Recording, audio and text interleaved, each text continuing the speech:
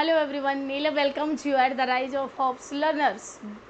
American English versus British English. But this time, on the basis of spelling, we will see the differences, how the British language and the American language are having differences among them. Okay, so are you ready for learning American English versus British English? On the basis of spelling. आजकल हम बड़े confuse रहते हैं, so remove that confusion. Sometime कहते हैं कि ma'am बच्चों की दिक्कत होती है, colour ma'am this one is okay और this one is correct. Colour, favour, favourite, travel, so many words means we know that this one is also correct, this one is also correct, but the difference is of the language, American or British language. So be ready for learning or for removing this confusion. Okay, this side I have written here some of the words which are having American spelling and this side British spelling. Okay learners, तो यहाँ पर American English है. हम देखते हैं कि O R में कैसे डिफरेंस आता है. O R just like 1 minute back I gave you example colour जो रंग होते हैं. तो ये देखिए हम यहाँ पर according to American English spelling of color is COLOR and normally we are using COLOUR. Both are correct, but because we have become habitual of using British English, that's why we are using this spelling COLOUR, but both are correct because Americans have become so much advanced, that's why they have stopped dropping some of the letters from the spelling. तो उनमें से कुछ थोड़ा सा छोटा बना दिया है. They are very fluent ना, that's why color. So colour को क्या बना दिया है, they are not taking proper space, colour. So colour को means they are not using U here, तो U को ड्रॉप कर दिया है, only COLOR.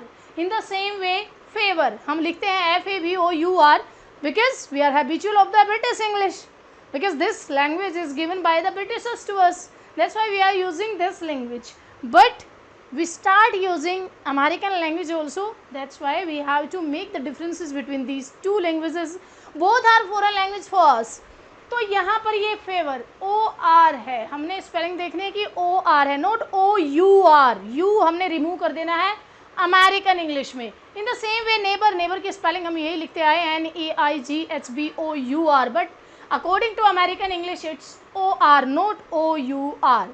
Okay, this is British language like color, favor, neighbor, favourite में भी आप लिखते हो क्या FAVOURITE,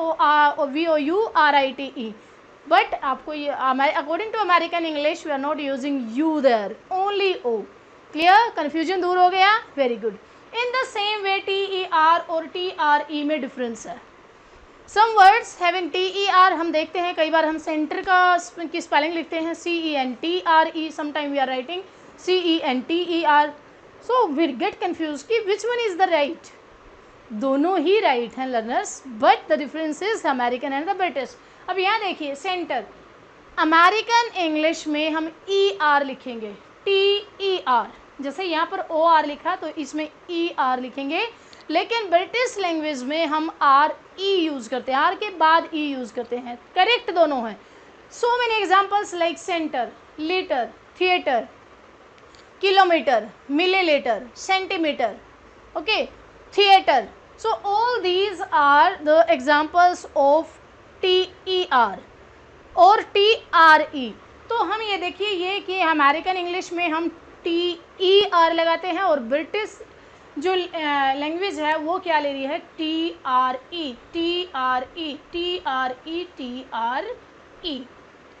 दोनों ठीक है. अमेरिकन में ER, ब्रिटिश में RE. हो गई याद. तो इससे रिलेटेड के kilometre, centimetre, litre, theatre, millimetre, so such kind of words all are having TRE and TER, so this is the difference, don't confuse now. okay, आज के बाद नहीं होना है. उसके बाद कैटलॉग, हम अमेरिकन इंग्लिश में वही अमेरिकन की आदत है कि जो ड्रॉप कर रहे हैं एक दो लेटर को, तो ऐसे ही हम कैटलॉग की स्पेलिंग क्या लिखते हैं, जो एक लिस्ट होती है. Catalogue means making a list. तो catalogue CATOLOG, they are making it shorten, but according to British language it is GUE. तो हमें ये क्या करना है, GUE नहीं, इन्होंने इसको रिमूव कर दिया, only CATALOG. Clear. Next one is like counsellor. अब यहाँ भी इन्होंने एक एक लेटर को ड्रॉप कर दिया है, लाइक काउंसलर, वुलन।